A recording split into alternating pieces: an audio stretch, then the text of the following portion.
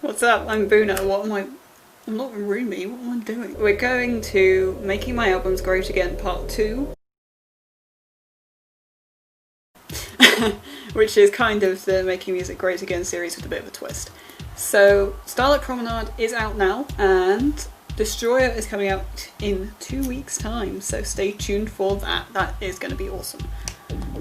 So what I'm talking about this time, again, is song structure. So I talked about the sort of A-B-C structure in my last video. So this time we're talking unique structure again. This is completely unique because it's just 2 parts long.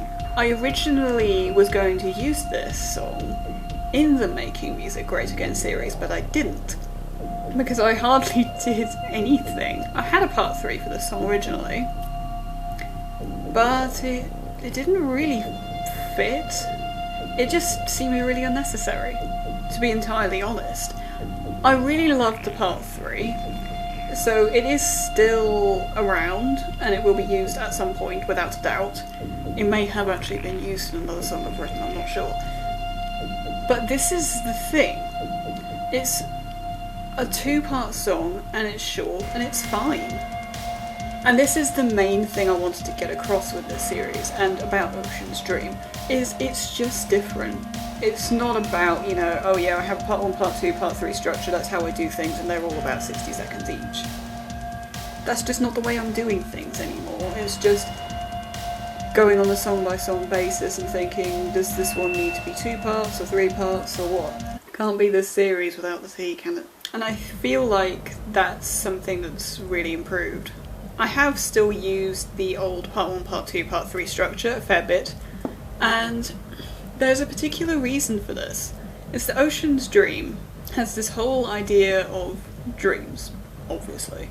Talked about that before, and there's all this storytelling in as well that I've also talked about before, and that sort of structure works perfectly for a story of a piece, or like a weird transitioning dream.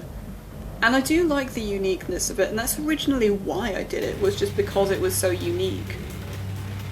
I didn't want to keep that song structure at all. When I first got around to making Ocean's Dream, my instinct was to go through every single one of my songs and just change that structure so that none of my songs had that anymore. But I didn't in the end, just because of that storytelling.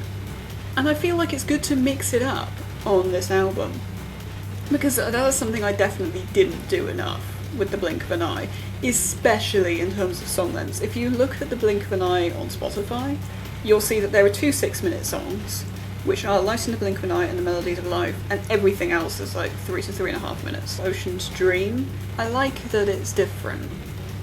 Like, the song lengths are varied, the structure is varied, the musical styles vary a bit more, and that's kind of how I want things to be from now on. And you'll be hearing all that soon. It's not as far away as you think.